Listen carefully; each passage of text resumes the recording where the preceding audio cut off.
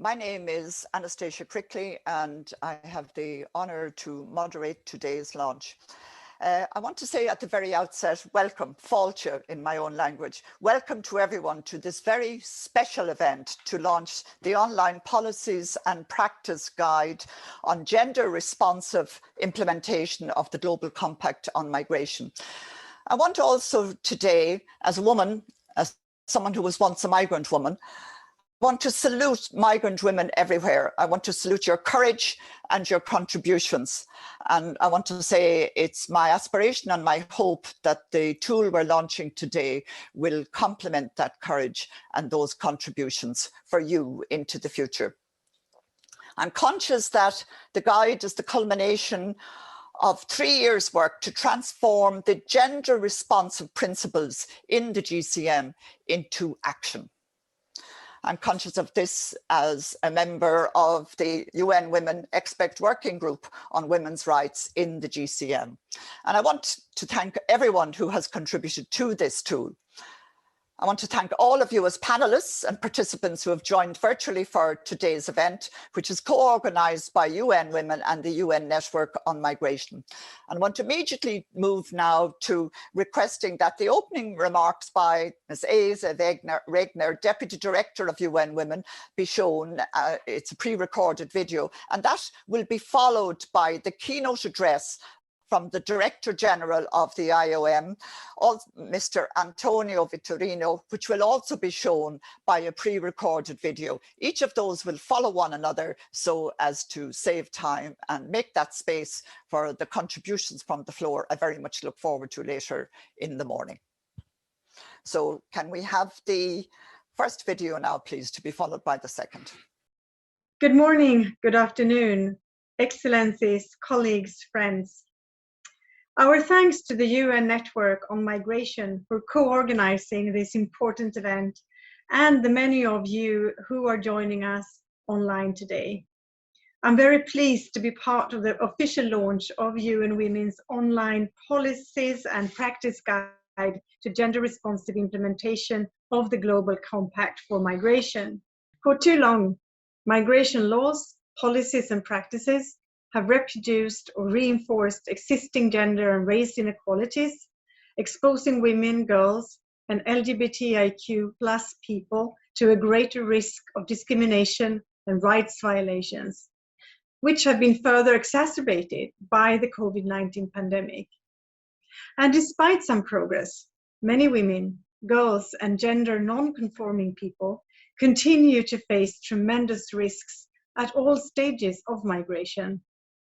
Without access to safe and regular migration channels, journeys are marked by high levels of gender-based violence, including sexual violence, kidnapping, extortion, and forced disappearances, with violence being perpetrated by transnational criminal networks, border authorities, police officers, and other migrants.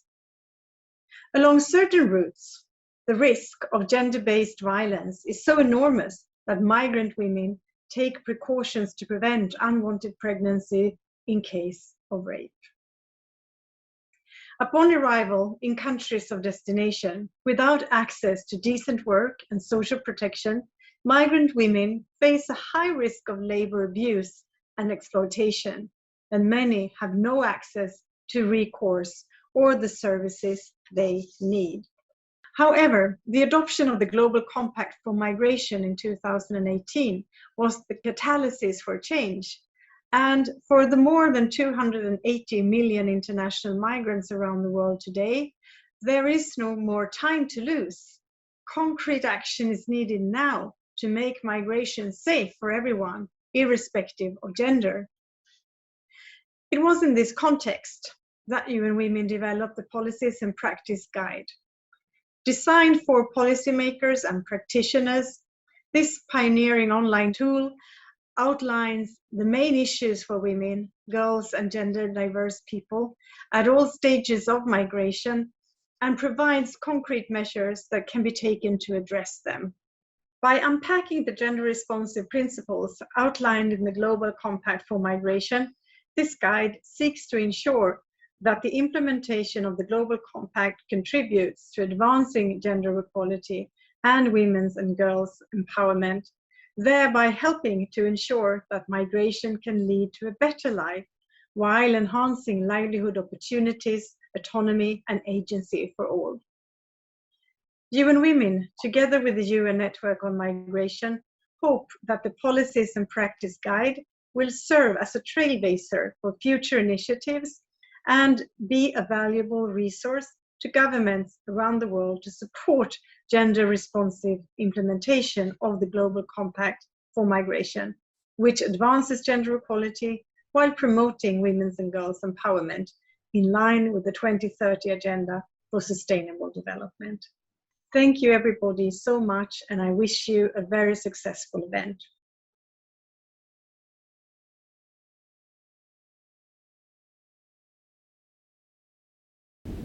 Excellencies, distinguished guests, colleagues, it is an absolute pleasure for me to launch today the Policies and Practice Guide to Gender-Responsive Implementation of the Global Compact for Safe, Orderly and Regular Migration, developed by UN Women. This is a matter that it is particularly close to my heart in my capacity as the Director General of the International Organization for Migration, as well as the coordinator of the UN Network on Migration, but also as an international gender champion. Every stage of migration is influenced by gender, from the reasons for migrating to the opportunities to migrate, especially through regular channels, from the work performed to the experiences gained and the challenges faced throughout their journeys. Gender equality is at the very heart of the United Nations values. Equality and non-discrimination are fundamental principles of the United Nations Charter and the key commitment of states in the Global Compact on Migration. Yet, millions of women, men, LGBTIQ+, migrants and people of diverse gender identities around the world continue to experience discrimination on the basis of their sex, gender, sexual orientation, or gender identity. Women account for approximately half of all international migrants and contribute immensely to the prosperity of their families and communities and to the sustainable development of their countries of origin and destination. For many women and girls, migration can be a positive experience that is an expression of their agency and a vehicle for their empowerment and that of other women.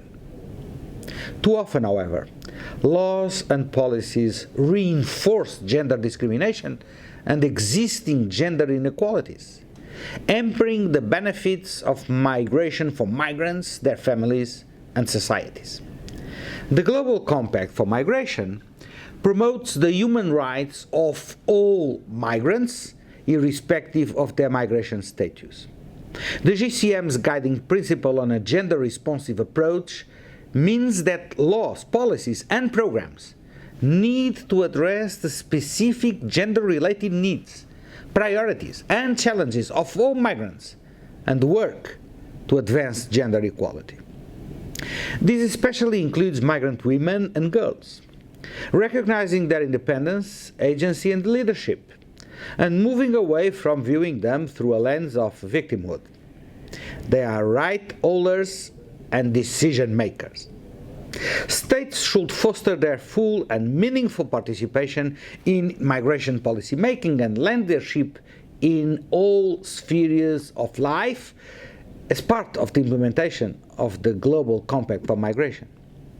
The Global Compact also contains a commitment to eliminate all forms of discrimination and specifically to prevent, detect, and respond to multiple and intersecting forms of discrimination, including on the grounds of sex, gender, sexual orientation, gender identity and expression, and sex characteristics. Effectively ensuring gender-responsive implementation of the GCM requires an understanding of the social structures, social norms, and stereotyping and power relations that frame not only migration laws and politics, but also the economy, social dynamics, family life, and community life. COVID-19 has had devastating social economic impacts everywhere, threatening to reverse years of progress in advancing gender equality. The pandemic has exposed migrants to situations of heightened vulnerability, rights violations, and lack of decent work, which are exacerbated by gender-based discrimination and violence. Women and girls, as well as those who are transgender, gender diverse, or intersex, are at an increased risk of gender-based violence, trafficking in persons, and labor market and occupational segregation and unequal remuneration at all stages of migration. Despite these challenges, women migrant workers around the world have been on the front lines of the pandemic, contributing significantly to societies they live in and playing a key role in pandemic response and recovery efforts. Therefore, it is an opportune moment to launch this guide today, as it provides policymakers and practitioners with concrete measures for gender-responsive implementation of all 23 GCM objectives. And it is my hope that it will be used by a wide group of stakeholders to ensure that the rights of women are promoted and protected at all stages of migration. The guide also recognizes that well-governed migration contributes to building back better from the pandemic and towards achieving the Sustainable Development Goals during this decade of action. Excellencies, in line with the commitments to ensure that the implementation of the GCM is human rights-based and gender-responsive, governments must place human rights and gender equality at the heart of their evidence-based migration policies, programs, and services, and recognize the crucial role of advancing gender equality and the empowerment of migrant women and girls to recover better, faster, and stronger from this pandemic. To assess progress in meeting these commitments, I call on countries to conducting gender-sensitive research, capturing and analyzing sex disaggregated data and gender statistics, and developing gender-responsive indicators in line with Target 17.18 of the Sustainable Development Goals for effective target setting, execution, and monitoring of national GCM implementation plans and roadmap. Not having evidence-based gender-responsive migration policies hinders global efforts towards gender equality, and it limits our collective commitment to the GCM and the potential to maximize benefits from migration for development. We must recognize that women, girls, and people of diverse gender identities are also part of the migration phenomenon, and they must also be part of the solution to make migration safe, orderly, and regular. Ending all forms of gender-based discrimination and equality is not only a human rights imperative, it is crucial to achieving sustainable development. This guide will support you in this endeavor. Thank you. Thank you very much, Director General of IOM. I'm very conscious that the Ambassador of Canada, the permanent representative of Canada, is under time pressure. It's my pleasure to introduce Leslie Norton, Ambassador, and to invite you to make some remarks on Canada's commitment to gender-responsive implementation of the GCM. I'm conscious that you need to leave, and our apologies for any delay with your input. Over to you, Ambassador. Thank you, Madame Moderator. Bon matin, bon après-midi, bonjour à tous. Merci aux organisateurs de nous avoir réunis. Le Canada est heureux de participer aujourd'hui à ce lancement. Depuis les négociations et l'adoption du Pacte mondial pour l'immigration, le Canada n'a cessé de plaider en faveur d'une gestion des migrations inclusive et sensible au genre. Nous avons désigné une approche adaptée au genre pour la gestion de la migration, un principe directeur du PMM comme une priorité en notre rôle comme pays champion du pacte. Nous saluons le lancement de ce guide avec des orientations concrètes et pratiques pour les gouvernements et autres parties prenantes clés. We all agree that women, girls, marginalized and at-risk groups experience migration differently. It is therefore essential to understand and consider different lived experiences in order to reduce and mitigate situations of vulnerability and achieve better and more just outcomes. Such an understanding includes recognizing the inherent agency that these groups have. And Canada was pleased to see that the Policies and Practice Guide recognizes and seeks to promote the positive contributions that women and girls make in countries of origin, transit, and destination. We will continue to use our GCM champion role to advocate for further gender-responsive implementation of the Compact globally, striving to leave no one behind, particularly as we recover from the pandemic. This is why, in our view, the Policies and Practice Guide is so important. This interactive tool will provide the international community with comprehensive evidence-based guidance to enhance our migration management and GCM implementation across all stages of migration. We welcome in particular that the guide provides actionable support through the provision of a checklist of key actions to promote gender equality and the empowerment of migrant women and girls.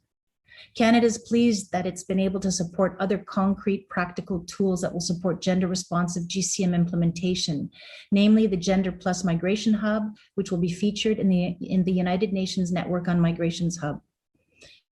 In our international assistance programming, a gendered, intersectional, and human rights lens is included in our work, as guided by Canada's feminist international assistance policy.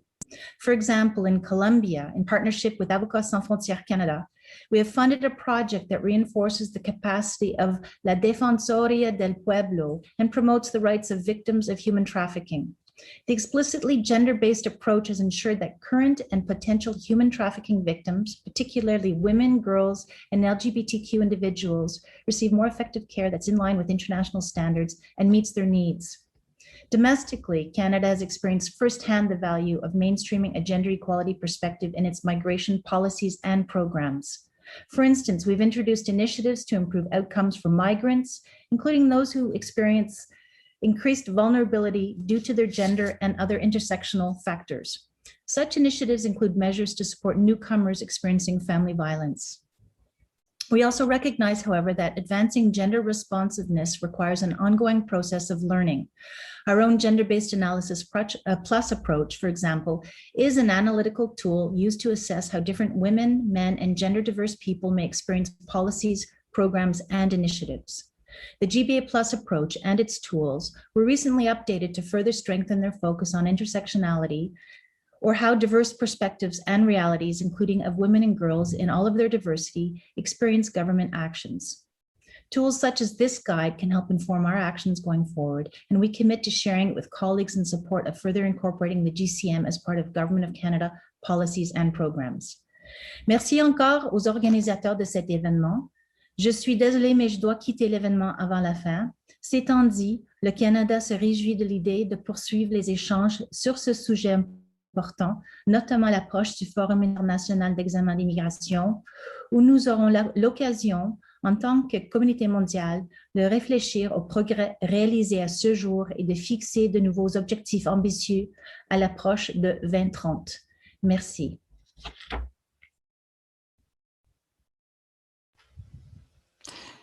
Thank you very much, Ambassador, and thank you for being with us this morning. I would like to echo a number of the important remarks that have been made.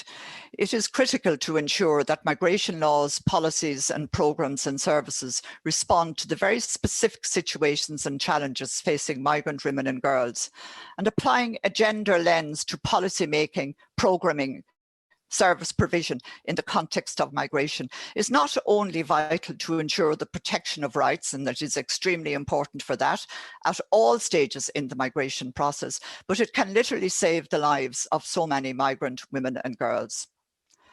I want to recall the importance of the GCM as a milestone in international migration governance. But important as though it may be, without implementation, the unique opportunity it provides could be lost. It's absolutely essential that its implementation ensures that the human rights of all migrants are promoted and protected at all stages of migration, including by addressing existing gender and racial inequalities in migration. It's often very unclear, though, to policymakers and practitioners how to develop and implement policies, programs and services from a gender perspective. Unclear, and maybe sometimes there can be a little bit of blindness or a little bit of bias about the need to do this. Today's launch event of the Policies and Practice Guideline is, as I said already, the culmination of 3 years' work. The event is an opportunity, but this is work that will be ongoing, and the event is an opportunity to take a first look at the online policy and practice guidelines and learn how it can be used by relevant stakeholders. We'll have a guided conversation with panelists who will discuss the role of the online tool and how it can help advance gender equality and women's empowerment at all stages of migrations. I'm now going to briefly introduce all of the speakers, some of whom will be in this section and some of whom will be slightly later. First of all, we will have Dr. Ingolf Dietrich, who is Director of the 2030 Agenda, Democracy, Human Rights, Gender Equality and Education Directorate, and Commissioner for the 2030 Agenda for Sustainable Development at Germany's Federal Ministry for Economic Cooperation and Development. Then Dr. Christopher Balinas Valderas, Director for Human Rights and Democracy at the Ministry of Foreign Affairs, Mexico. In Kerry van Haase, well known to many of you for the major contributions she's made to this tool, Global Coordinator, Making Migration Safe for Women at UN Women will follow. Also, we will have Mr. Chan Yunver, Chair of the Migrant Workers Committee, and Ms. Genevieve Tishiva, Member of CEDAW. Ms. Ruela Segalier, Strategic Programme Coordinator of the International Domestic Workers Federation and a member of the Women in Migration Network, and Ambassador Ivan Garcia, a permanent representative of the Philippines to the United Nations in Geneva. Can I please invite Dr. Ingolf Dietrich from Germany's Federal Ministry for Economic Cooperation and Development to take the floor and provide his introductory remarks. Dr. Dietrich, I'm afraid you have just 2 minutes. Thank you very much, moderator. Colleagues, friends, participants, on behalf of the German Federal Ministry of Economic Cooperation and Development, the BMZ, I would like to thank you for the invitation, and I also would like to congratulate you for the launch of this new policy tool to a gender-responsive implementation of the Global Compact for Migration. The complex challenges and chances of migration require collective answers. In order to support the Global Compact's implementation, the Migration Multi-Partner Trust Fund has been set up. Allow me to thank DG Vitorino, which I heard, as coordinator of the UN Network on Migration and head of the steering committee, as well as our colleagues from UN Women for your strong involvement since 2019.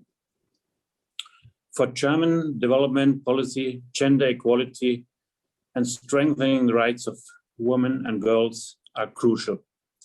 In line with our commitment to gender responsiveness as one of the Compact's guiding principles, gender equality represents a key quality criteria and is thoroughly applied in all our programs. Germany's objectives and commitments that contribute to strengthening gender equality in the context of conflict, forced displacement and migration are also outlined in our 3rd National Action Plan on the Women, Peace and Security Agenda. Here we focus on strengthening the political and economic participation of women and girls and promoting access to basic services, including for victims of gender-based violence. The German Action Plan also highlights the importance of an intersectional perspective, like our Canadian colleague just mentioned, that takes account of multiple forms of discrimination. In the right setting, migration can contribute to social and economic empowerment of women and girls and a transformation of gender roles. However, most of the time, migrating women and girls face higher risk of being exposed to gender-based violence including sexual violence and trafficking in persons. In order to make informed policy decisions, the collection and the use of sex-disaggregated data on migration is crucial. Only with this baseline data, designing and implementing of successful gender-responsive migration policies will be possible. In order to fill this gap and to commit to the gender-responsive implementation of the Global Compact on Migration, BMZ started a highly appreciated cooperation with UN Women on the project Making Migration Safe for Women in Niger, which developed the practical tool that will be introduced today. It aims to ensure safe and orderly migration of female migrants moving from, to, and through Niger. The project also wants to improve the use of and collection of sex-disaggregated data and provide robust evidence and research on migrant women, and it promotes the development and implementation of gender-responsive migration policies and laws. Hopefully, this new practice guide will serve to translate an ambitious normative framework into concrete policy and practice approaches that addresses the specific needs and challenges that migrant women and girls are facing.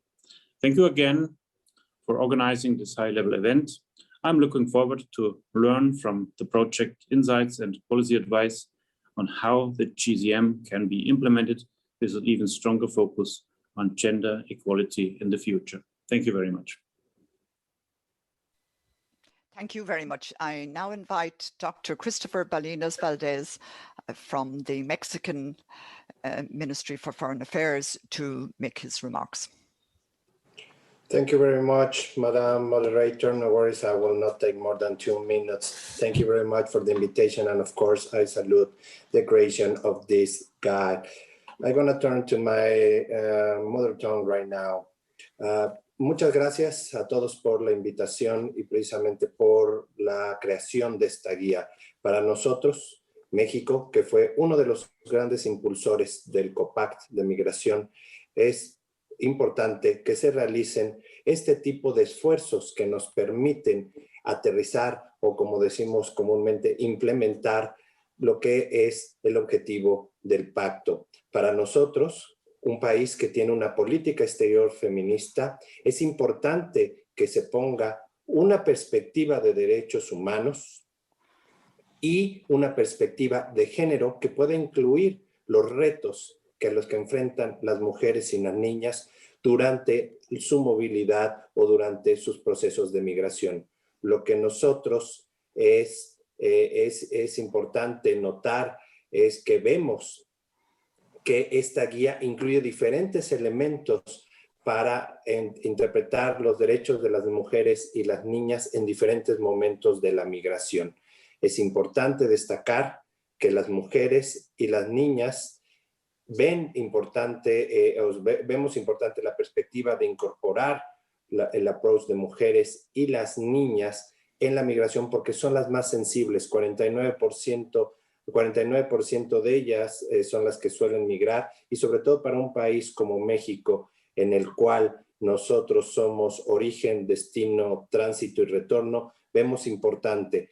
Lo que es también importante que los países, no solamente los gobiernos, sino todos los stakeholders, nos enfoquemos en trabajar para que las mujeres puedan acceder y ejercer sus derechos, sobre todo en los procesos de migración, donde se vuelven personas aún más vulnerables. También lo que es importante notar es el hecho de que las mujeres son las más sensibles a la migración al perder sus redes de apoyo que tenían en sus lugares de origen o donde residían, por lo cual para nosotros es importante tener una perspectiva de género en todas las acciones que realicen tanto los gobiernos como los stakeholders. Por ello, nosotros aplaudimos este tipo de iniciativas que permiten a los gobiernos tener una guía de las diferentes acciones que se deben de ejecutar para garantizar los derechos humanos de las mujeres y las niñas. También lo que es importante notar es el hecho de que deben involucrarse tanto las organizaciones de la sociedad civil, el sector privado y también los organismos internacionales, como en este caso UN Women, para poder complementar y garantizar los derechos de las mujeres y las niñas, sobre todo en su proceso de migración. Agradecemos la invitación, sobre todo a nombre del Gobierno de México, que ve con buenos ojos sobre todo los frutos de estas grandes negociaciones que fueron para la creación del pacto. Tenemos actualmente 2 pactos que nos rigen, que son exactamente el pacto de migración y el pacto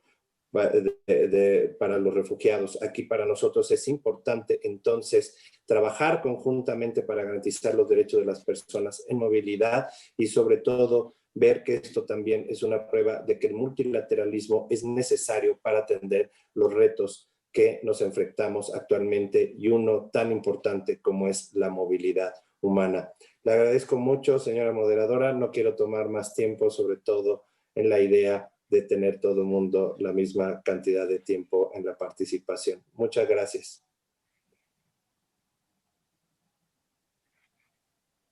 Thank you very much, Dr. Belinas Valdez. And in thanking you, I also want to remember your country's contribution to the development of the compact.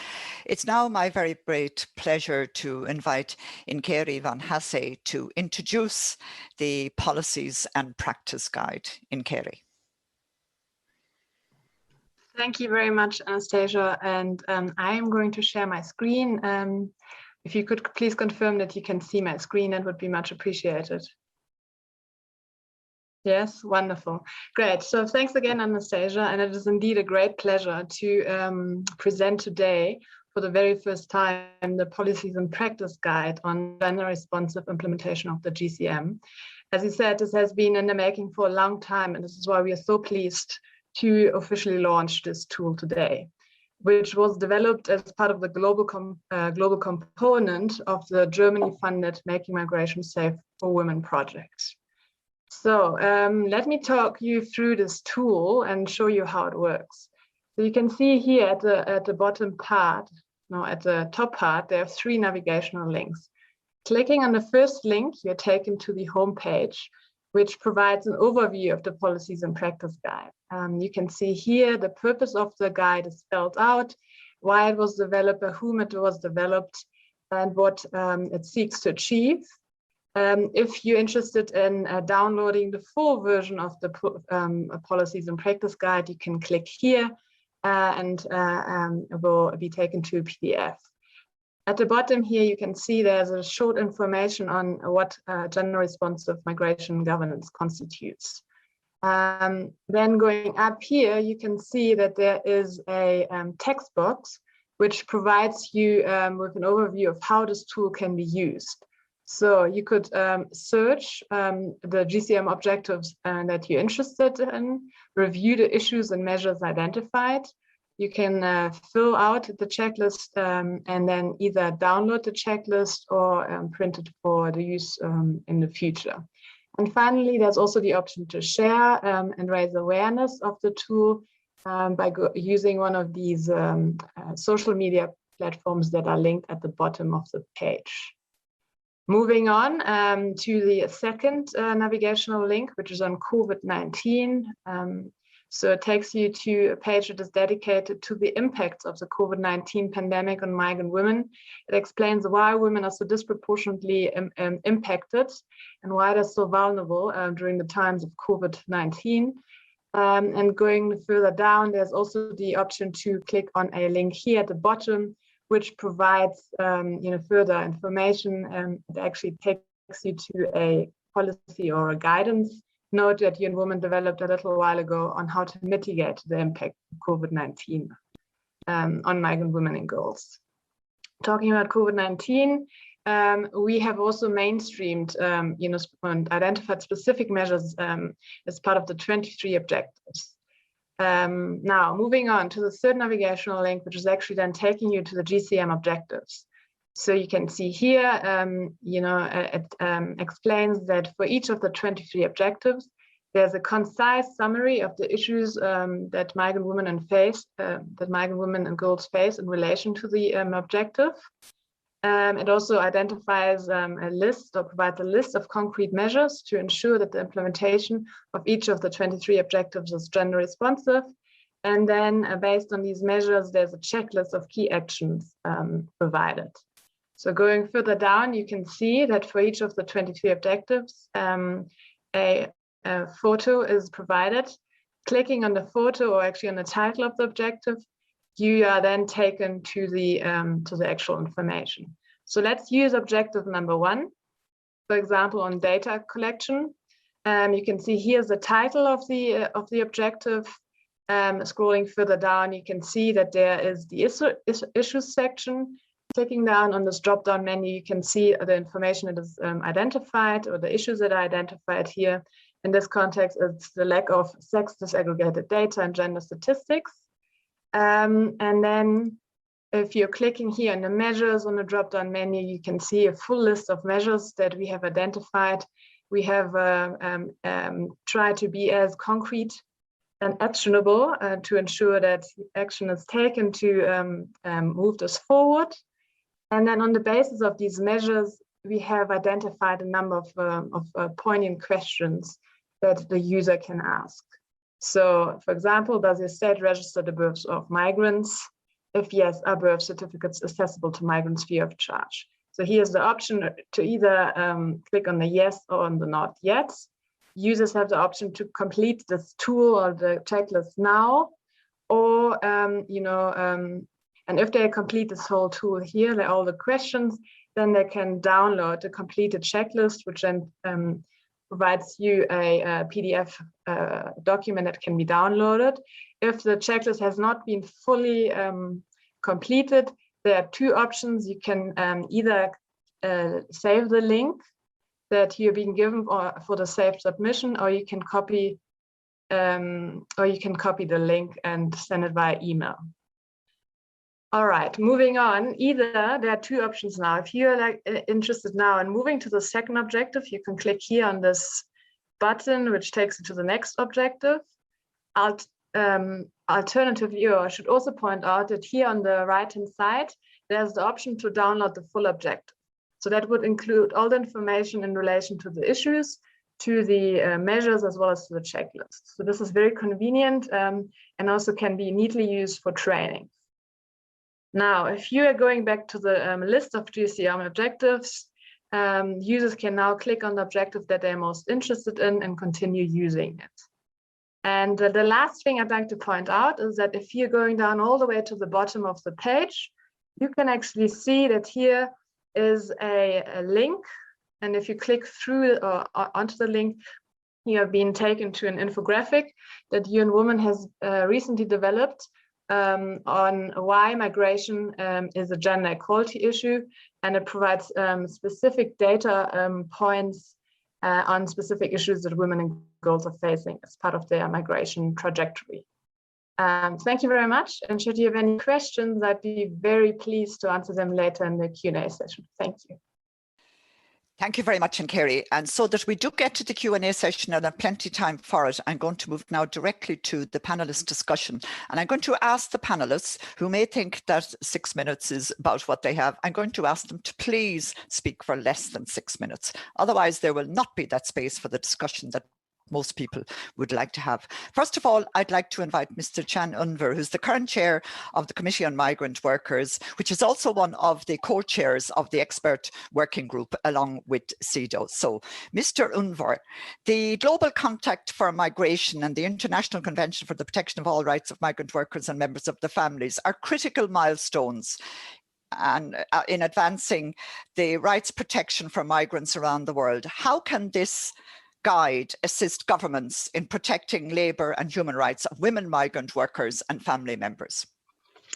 So thank you so much, Anastasia. And I want to say good morning and good afternoon to everybody. At the outset, I want to thank the organizers of this panel for giving me this opportunity to reveal my thoughts on behalf of the CMW, Committee on Migrant Workers. I very much welcome this initiative to prioritize a gender-responsive approach as outlined in the guiding principles of the Global Compact. We all know that human mobility has become one of the core issues in the world. It's a fact that almost half of migrants around the globe are female migrant workers. In the last decades, it has been discussed thoroughly by all stakeholders that feminization of migration gave rise to some new dimensions in the field of migration for work purposes. It has always been emphasized that this phenomenon caused additional grave problems due to the known vulnerabilities of migrant women and girls, such as inequalities at the workplace, sexual abuses, and the cut of their rights in every aspect. In some parts of the world, female migrants who leave their families behind in the country of origin are subjected to dramatic human rights violations. In the receiving countries, there are some recent, in the last decades, we have experienced those abuses and violations in the receiving countries. Well, this situation cannot be accepted. The COVID-19 pandemic has aggravated the already tragic circumstances, and various kinds of ill treatment faced by migrant workers and members of their families still dominate the agenda. We urgently need to address policies and implementers to integrate their efforts, politicians and implementers to integrate their efforts in developing gender responsiveness in migration. All stakeholders, UN entities, and treaty bodies are concerned with the negative consequences of the migration process. We speak justifiably of milestones in protecting the human rights of migrants, namely the International Convention for the Protection of the Rights of All Migrant Workers and Members of their Families, and the Global Compact for Safe, Orderly, and Regular Migration. However, still we have a long way to go. Our convention, the less ratified among UN treaties, unfortunately, is the only binding and comprehensive legal instrument for protecting the rights of all migrant workers, regular or irregular, together with the members of their families. I want to express my regrets that almost none of the traditional migrant receiving countries has ratified the convention, although not binding. Even the GCM faced critique and withdrawals of signatures by some state parties. The criminalization and securitization approach obstructs rights-based policies and implementations. Now, the actual question is, what should be done? First of all, public attention should be activated and encouraged against the human rights violations all over the world. That has to be recognized as awareness raising to compel governments that should be in a position to elaborate those policies from a gender responsive perspective. Rising public awareness could challenge xenophobic, Islamophobic, and all forms of racism against migrants. Overarching principles that are cross-cutting and interdependent are crucial in the GCM. Core international human rights treaties construct the basis of the GCM. And the guidelines should envisage the following topics, in my opinion, that need to be put on the agenda of protection of human rights of migrants in gender responsive perspective. First of all, rendering possibilities of regular migration. Identity documents are so important, combating irregularity and trafficking, equality at work and decency at work, decent work, respect for family life, access to services and social security, transfer of remittances, prohibition of arbitrary detention, prohibition of arbitrary expulsion. All these points are covered in our convention. The cross-cutting approach should also be owned by other treaty bodies other than CMW and CEDAW. That could be the only way to overcome the challenges in implementing the GCM, in ensuring its gender-responsive implementation at every level. At the level of, at the regional level, at the global level, and at the national level. All stakeholders, civil society, political actors, and the academy pay more attention to this issue, and they have to do this. Sorry. Lastly, I want to recall our commitments to the protection as the CMW, to the protection of the human rights of migrants and members of their families, and ask the states parties, excuse me,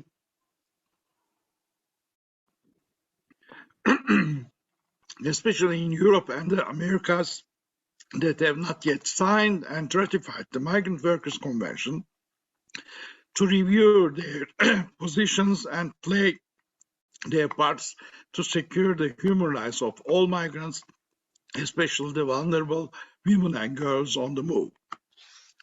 Thank you very much for your attention. I tried to be brief. If there are any questions, if my throat is better again, I will try to give my answers. Thank you very much, Anastasia. You're most welcome. Thank you very much, Chan.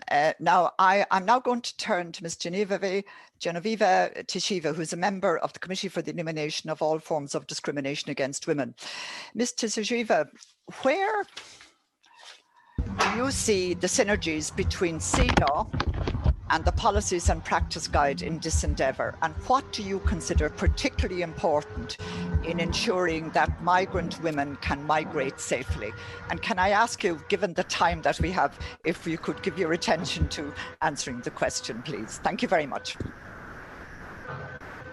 Thank you. Thank you very much. I hope you can hear me. I have maybe some problems with connection, but thank you. So first of all, I would like to thank UN Women and UN. Yes, can you hear me? Because there is some interference, I think, on the line. Perhaps our technical people can help a little bit. Yes, because I can hear you, and prefer you can hear me. That I can. Okay, I can hear you. There is some interference, but I can hear you. So let's keep going. Yes, yes. So thank you very much. Thank you, UN Women and the UN Network on Migration, for the launching of these guides to gender responsive implementation of the Global Compact for Migration. I think it's very timely event for proposing this tool for governments and all stakeholders, including, I would say, also the UN treaty bodies like the CEDAW Committee. As an expert on this committee and also chair of the working group on gender-based violence against women and member of the working group on communications under the optional protocol, I'm very interested and I would very much encourage my colleagues to use it. The specific focus on the situation of women and girls in migration and seeking international protection as a group in additionally vulnerable situations makes them main subjects entitled to the protection given by all provisions of the CEDAW Convention by the work of the CEDAW Committee. This guide is specifically relevant also for addressing the complementary risk due to the pandemic and post-pandemic situation in the world. Therefore, I see clearly the synergies with the work of the CEDAW Committee and the recommended measures and concrete steps by the guide. These recommendations are relevant to the implementation of all provisions of the Convention, which is nearly universally ratified in international instrument for protection against all forms of discrimination against women, including gender-based violence, and obliging the state parties to act by all means and without delay, as it says in the Convention, and by ensuring progressive realization of the rights. Through all provisions and their interpretation of the general recommendations issued by the Committee, the principle of intersectionality and protection of all women and girls, and in accordance with the SDGs, is enshrined, and women from vulnerable groups and in specifically vulnerable situations are entitled to even stronger protection. Moreover, Article 5 specifically ensures universality of women's rights and protection from gender stereotyping, so important. This is so important for women and girls in such situations. So the recommendations from the guide can be used by our committee as guidance for the constructive dialogue with state parties. They are 189 for elaboration and addressing recommendations in the concluding observations and recommendations to these states. And through more detailed interpretation of the general recommendations, like General Recommendation 32, that we have specific on gender-related dimensions of refugee status, asylum, nationality, and statelessness of women. General Recommendation 35 on gender-based violence. General Recommendation 33 on access to justice. and the latest one, General Recommendation 38, on trafficking in women and girls in the context of global migration. You see how relevant it is to our work. And also it is a relevant tool, it will be a relevant tool in the practice of the committee under the optional protocol to CEDAW, and specifically in communications from and on behalf of women and girls in such situations. And it's very important that although not all states we know signed the GCM, this intergovernmentally negotiated agreement, the CEDAW was ratified by state parties not formally part of this agreement. So through CEDAW implementation and its monitoring mechanism, the recommendations in the guide can be applied, let's say so, enforced also for all state parties to the CEDAW. A specific relevance, I will mention just some issues. The collection of data disaggregated by sex, age, migration status, very useful. Another characteristic, as migrant women, we now face multiple intersecting compound forms of discrimination. The second issue, very important, is addressing the situations, the structural factors that compel women to migrate in their own countries of origin, and ensuring their equality there in their countries before the law, equal protection, equal access to justice, so important to underline. And the elimination of gender-based discrimination in all spheres, including education, very important, and employment, but also political participation. Another important issue for us, for the committee, for the convention, is equal and independent access to identity and travel documents, civil registry documents for all migrant women and girls, all women and their children, through physically, economically accessible procedures. Of course, protection from all forms of gender-based violence in countries of origin, transit, and destination, protection against trafficking in women and girls, and ensuring access to gender-responsive services and reintegration in employment, but also health services and education in countries already in transit or destination, access to all benefits and social security. And mainly of relevance are these laws and policies that guarantee access to comprehensive sexual and reproductive health care services for all migrant women and girls, irrespective of their migrant status.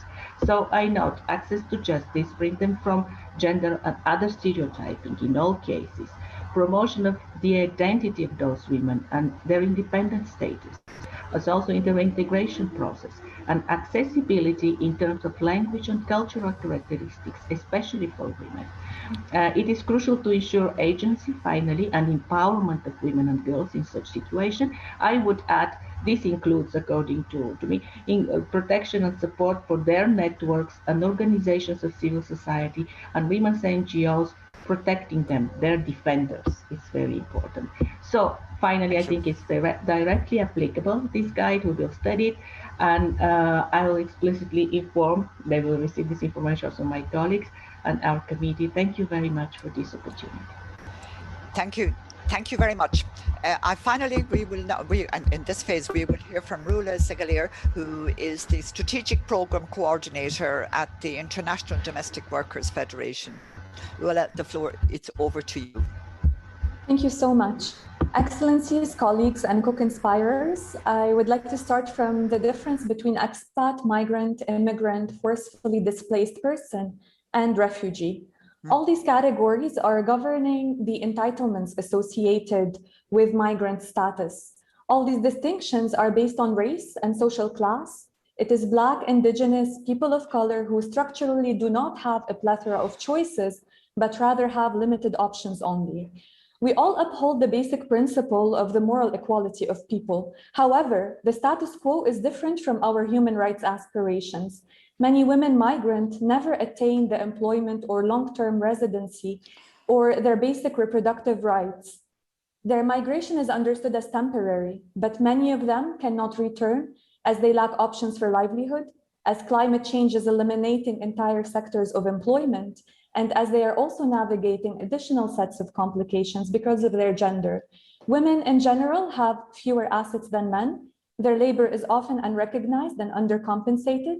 Because of the gender-segmented occupational labor markets, most migrant women would find employment in informal sectors. They are subjected to wage theft, debt bondage, forced labor, lack of redress mechanism, racism, amongst other atrocities. With regimes using employer-tied visas, their entry, stay, work, and exit are compromised on a daily basis. 10 years after the adoption of the ILO Convention on Domestic Work, C189, most domestic workers, especially migrants, still lack social protection. Within the global chain of migration, these women are the ones who are providing the services upon which the care sector relies. They are taking care of the sick, the disabled, and older people with care needs. They are the forefront of the COVID-19 crisis. Speaking of which, the lack of labor protection and decent work conditions created the circuits through which the pandemic reached its global spread. It is our fragmented health systems, the poor enforcement of labor laws where they exist, and the ecological degeneration that collectively produce cheap labor and sustain it through the global care chain. The care sector is only as robust as its most precarious worker, migrant women.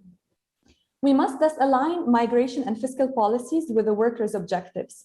We need effective regulations governing operations and responsibilities of recruitment agencies and individual recruiters, as well as the legal framework specifically addressing trafficking and delinking it from smuggling. The absence of migrant workers' ability to join trade unions to collectively bargain is both a labor and a human rights violation. ILO Conventions C189 and C190 on violence and harassment in the world of work need to be ratified and implemented. Migration pathways need to protect women and migrant workers, and xenophobia must be combated through the adoption of regularization programs instead of deportation and imprisonment. In conclusion, freedom of mobility should not be a privilege. Rather, it is a human right, and we adhere to the truth that human rights are inalienable. If so, we must reform our migration controls and the infrastructures that uphold global inequality and differential access to livelihoods. Regularizing migrant women's status is not meant to increase the scrutiny under which they exist. It is meant to create a world where choice is possible.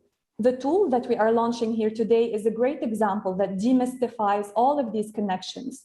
It helps us not only envision a world of justice for those who are most vulnerable, but it also helps us show us the way on how states and civil society can track progress towards this vision. Thank you so much. Thank you very much, Ruel, and thank you for that reminder about the difference between expats and migrants, something that has long since been of major concern for me. And thank you also for the reminder of the realities of racism, and in particular, the explicit forms of racism faced by migrant women globally.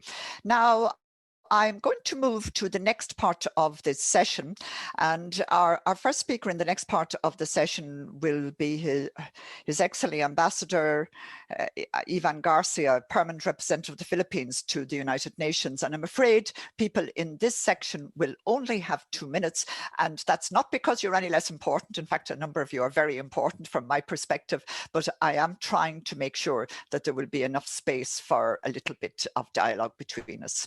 So thank you very much. And can we go directly, please, to Ambassador Ivan Garcia? Yes, good afternoon. At the outset, allow me to thank UN Women, IMDG Vitorino, and of course the expert working group on addressing women's rights, the GCM, for this opportunity to share our perspectives on the need to mainstream gender equality perspectives in migration policies. For background, the Philippines has been at the forefront of multilateral efforts to bring a better life to women and improve their ability to act as agents of change on their own behalf and for their families and their countries. The Philippines was a principal advocate behind CEDAW and the International Convention on the Protection of the Rights of All Migrant Workers and Members of their Families. We have been active in CERD and in the efforts of the UN Human Rights Council to promote non-discrimination and gender and development perspectives. We also led in the conclusion of the ILO Convention on Domestic Workers, the vast majority of whom are women. In our experience as a country of origin for migrant workers, we have found that the most vulnerable category is the household service worker or domestic worker, the majority of whom are women. As a response, in March 2021, the Department of Foreign Affairs, in cooperation with UN Women and Miriam College, a respected academic institution in the Philippines, held a series of discussions on how the Foreign Service is responding to violence against women workers, migrant women workers. This activity was an online training course for frontline service delivery providers who extend assistance and support to women migrant workers and their families. The course included the return and reintegration of VOW survivors, focus on enhancing the capacities of frontline service providers in feminist therapeutic communication and intervention, the provision of trauma-informed, survivor-centered, and gender-responsive psychosocial support services and case management, coordination and referral, data collection and reporting towards an enabling and empowering environment for the prevention, response, and coordination of quality services for overseas migrant workers who are survivors of VOW. The discussions brought forward certain gaps in our protection mechanisms. It is difficult in some jurisdictions, for example, to provide women caseworkers to manage cases concerning women migrants. In such cases, due to host country barriers, male caseworkers are deployed. This is far from optimal, since victimized women migrant workers would be more comfortable receiving aid and counsel from women caseworkers and officials. Other Philippine initiatives included our participation in a side event on the importance of ensuring universal health coverage for all migrant women and girls prior to the IDM of October 2020, in cooperation with Mexico, IOM, UN Women, WHO, UNFPA, UNICEF, and the Women in Migration Network. The majority of Filipino migrants are women, 54% in 2019. So we look forward to studying this guide as a GCM champion country to mainstream gender into the implementation of the GCM and including this lens in our preparations for the IMRF next year. Thank you very much. Thank you very much, Ambassador, and thank you for the work of your country in progressing the Domestic Workers Convention, which I believe to be a very important one. I've had the opportunity to work with when I was a member of CERD. Now, I would like to now belatedly, and my apologies to all of you, open the floor for comments and questions from participants. And can I ask you to very briefly introduce yourselves and keep your contribution to 2 minutes? And I'm going to have to try to keep some sort of order on the process. As part of that, I want in the first instance to invite Carl Barton, followed by Natisha Mehta, followed by Fatima Fernandez to make their contribution. So can we go directly, please, to Carol Barton, who will introduce herself also. Yes, thanks so much, Anastasia. The Women in Migration Network, Women welcomes the UN Women Policies and Practices Guide. Women's been part of the expert working group since its inception and provided input to this guide. So we're really excited about this launch today. As a global civil society organization involving labor, feminist, migrant, and human rights organizations from around the globe, Women has a 10-year history of bringing a gender perspective to migration policy. Through a new UN network thematic priority area on gender, we're eager to work with governments and the UN system to explore how this guide can be used to engender migration policy at the national level. Women brings an intersectional feminist perspective to our policy work, and it's been exciting to hear the DG and many others reflect the importance of that today. Racism is a central element of migration, compounded by gender, poverty, and other factors, and all of these elements must be addressed in migration policy. We celebrate the fact that the new Policy and Practices Guide also addresses the rights of gender nonconforming people in migration. No Borders to Equality, a 2021 Women and Friedrich Ebert Stiftung report mapping civil society organizations that work on gender and migration, found that LGBTQI migrants experience multiple rights violations and are often invisible to states and civil society alike. So we salute the effort to center their experience in the guide. We've heard today, and I want to reiterate, that women in migration are bearers of rights and agents of change, not vulnerable populations. Frequently, they are made vulnerable by dangerous migration policies. Rather than attempt to protect migrant women, we need space for them to claim their rights. We continue to lift up the wisdom in the compact of a 360-degree approach to migration policy. Such policies must be holistic, comprehensive, and systemic. It will not work to have a project here about women, a project there about Black migrants, another project about climate migration. Migrant women in all their diversity are impacted by flawed managed migration policies that rely on their precarious labor without extending long-term status, full labor rights, and human rights in their chosen country. So projects that merely tweak this reality at the edges without addressing the economic, climate, finance, trade, development, racial, and gender causes of migration and migration realities in destination countries will not ultimately improve the lives of women in migration or guarantee their human rights. Together, we must embark on a much bolder initiative, particularly as much of the globe is still living in the COVID pandemic, and we seek to collectively and equitably emerge from that pandemic. We cannot return to flawed migration policies that rely on migrant women's labor without guaranteeing decent work and social protection, regardless of migration status. We want to recognize today the many governments who are attending this launch, and thank UN Women for your leadership. As we gear up for the 2022 International Migration Review Forum, we hope that the UN Network Thematic Priority Area on Gender can work with you to take assertive steps to center the rights of migrant women who experience multiple forms of discrimination and marginalization. We also look forward to our ongoing collaboration with the Migration Network Hub of the UN Network and the Gender and Migration Hub hosted by the International Migration Research Center in Canada. We have the compact. We have this important guide and online platforms. We have your presence and your commitments. We have strong migrant women leaders in civil society. In the lead up to the IMRF, this is the moment for governments to act and to act boldly. Thank you. Thank you very much, Carol. I now go to Nalisha Mehta. Thank you. So as a representative of the Solidarity Center, we are the largest US-based international worker rights organization. We're a member of the Council on Global Unions and the Women in Migration Network. The migration of women workers continues despite and as a result of the pandemic. Many women migrant workers are forcibly returned to their origin countries, are laid off in their destination countries without any social safety net protections, or are compelled to work in conditions that are dangerous or in jobs deemed essential, yet are treated as if they are disposable. They don't have the option to change jobs because of a lack of visa portability.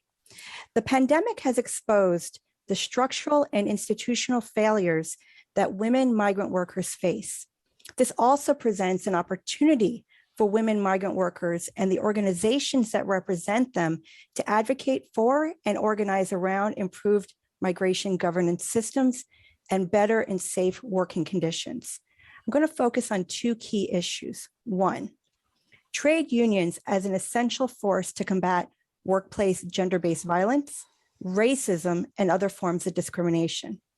Millions of women migrant workers are subjected to abuse and exploitation in countries with rising xenophobia and nationalist sentiment.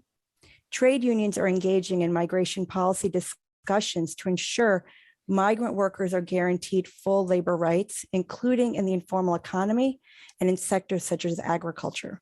Freedom of association and the right to collective bargaining are tools that can effectively support women migrants. Women migrants should have the benefit of decent work and full protection of core international labor standards as codified by the International Labor Organization conventions.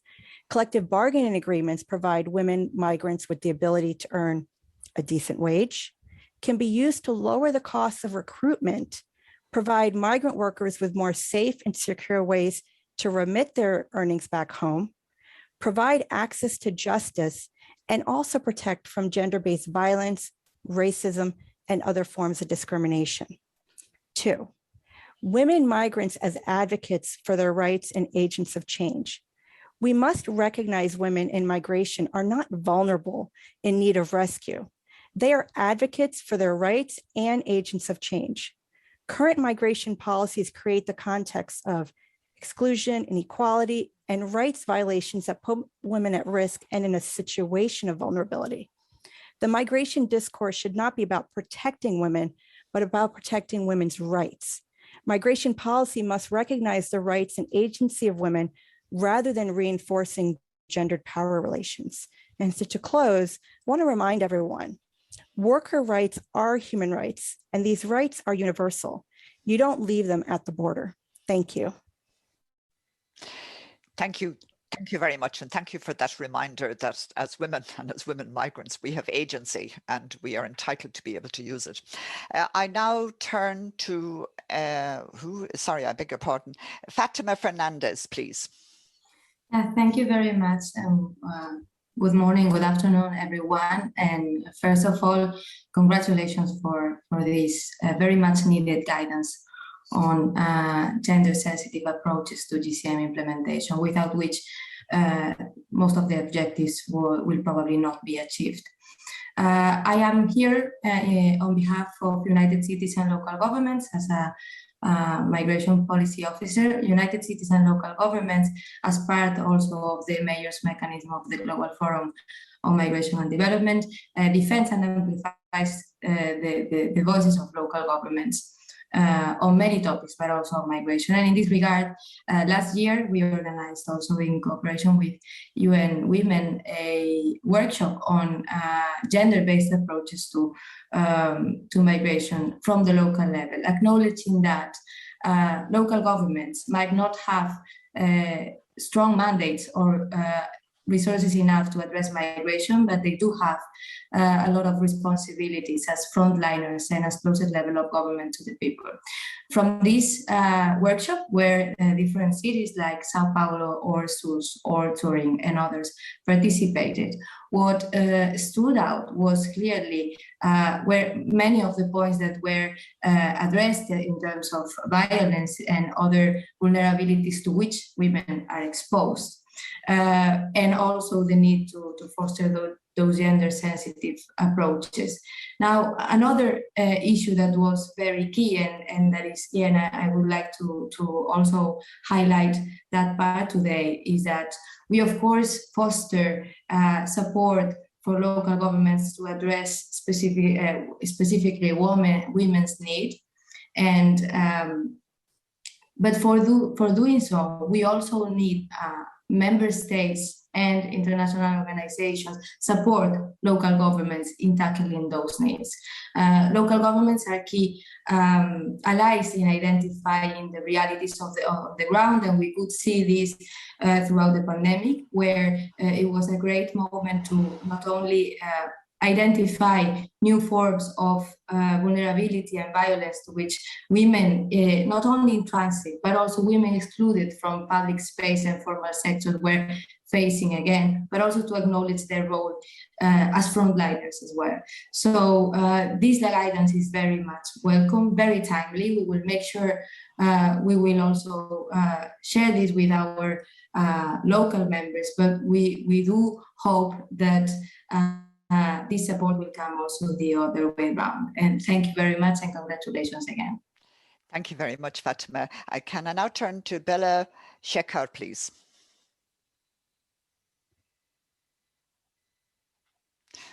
That could be my pronunciation. Is it Bella Shekhar?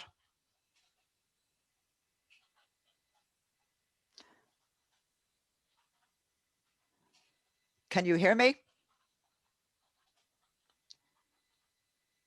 Are there any other contributions? Am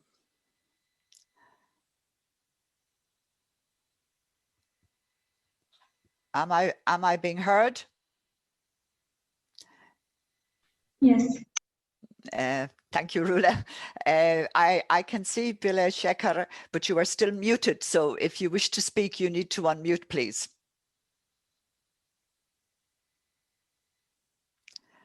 She may not be. She may not be hearing me, I'm afraid. We would have time for just one more contribution, I think, if there is one to follow. Inquiry, are you aware of any other contribution awaiting? Yes, I believe there was the YMCA who wanted to take the floor. Certainly. So would the person who would like to speak from the YMCA like to do so right now?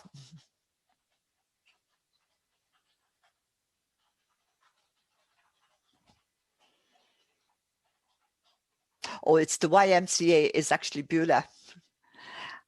But we're still not hearing from her, I'm afraid, although I see her picture very clearly. Okay, well, I'm conscious also of the time. So if she is able to join us in a minute or two, perhaps we can try to include her then. Inkari, is there any response you would like to make yourself as the person who introduced the guide a little earlier? Thank you, Anastasia. I believe that all the interventions from the floor were quite straightforward and very enlightening, also to hear more about your experiences on the ground. And we will be definitely very happy to continue working with all of you to take this forward. Thank you. Thank you very much. For me, this has been a very useful and very interesting afternoon, and thank you for your patience and sometimes for the difficulties that we faced with connectivity, including not being able to hear our last contribution. The GCM recognises migrant women's independence, agency and leadership, and I think that has been a very useful starting point and one that has been reiterated by many of you during this afternoon's discussion, and I would like to reiterate it again now as a starting point in how you use the tool that has been introduced today.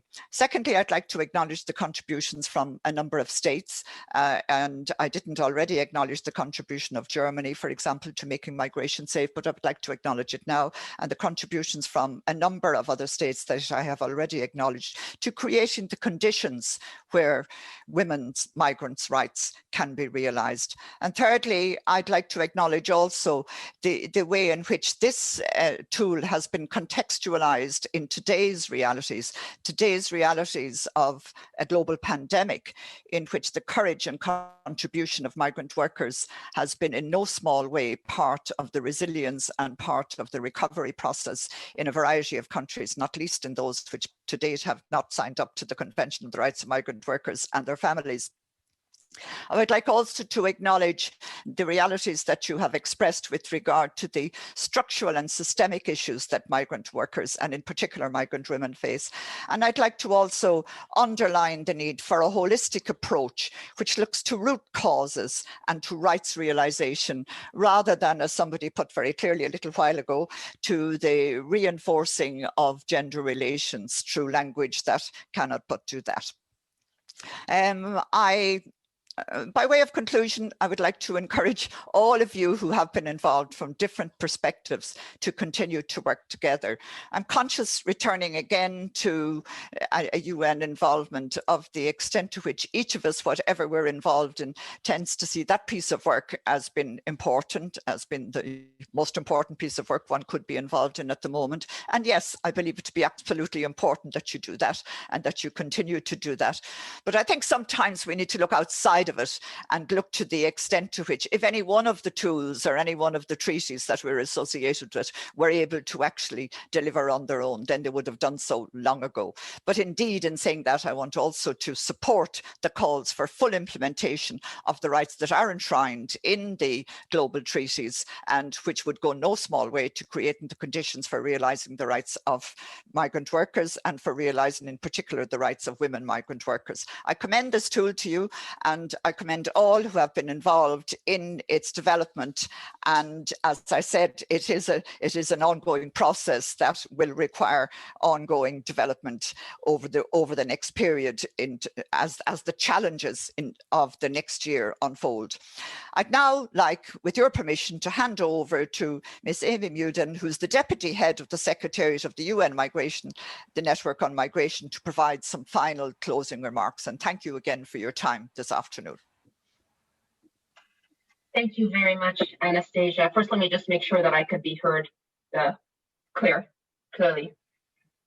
I assume that's the case.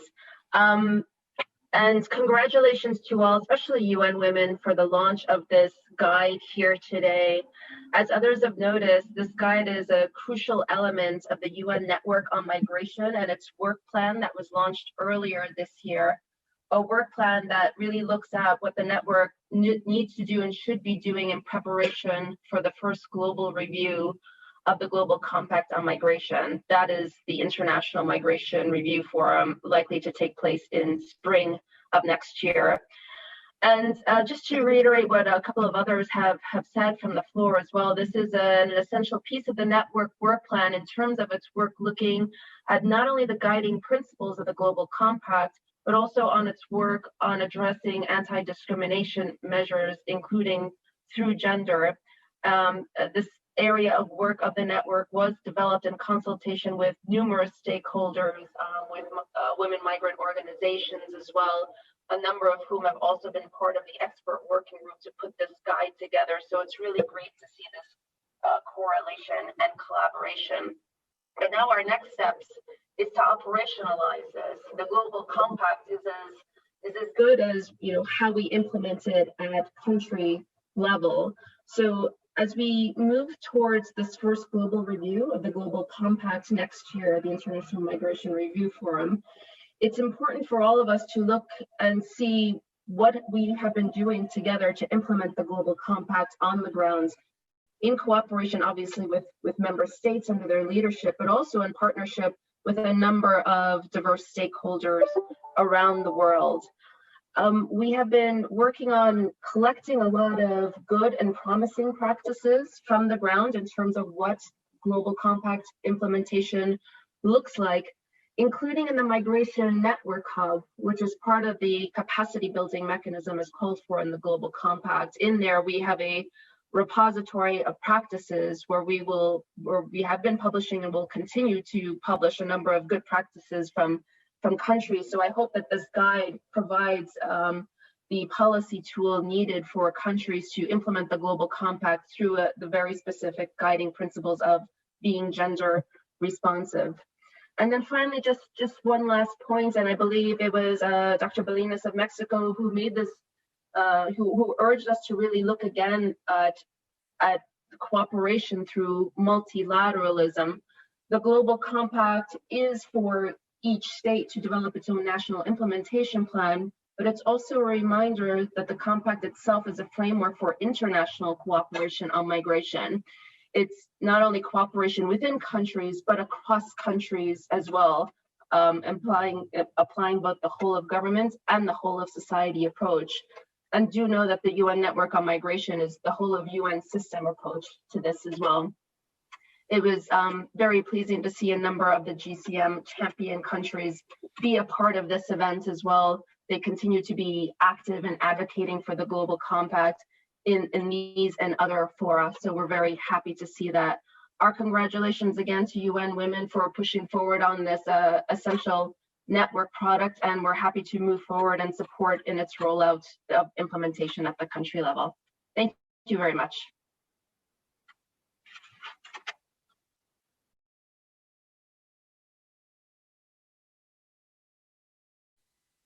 And I think that really concludes our afternoon. Thank you all very much for your time. I wish the UN Network and the UN Women well with the implementation of the guide, but that won't happen unless it's implemented by all of you and by all of us. And I also encourage full engagement and involvement with the processes that lead to the review next year. Thank you. And in my country, it's the afternoon. So good afternoon to you all. Good morning or good night or good midday, depending on where you are.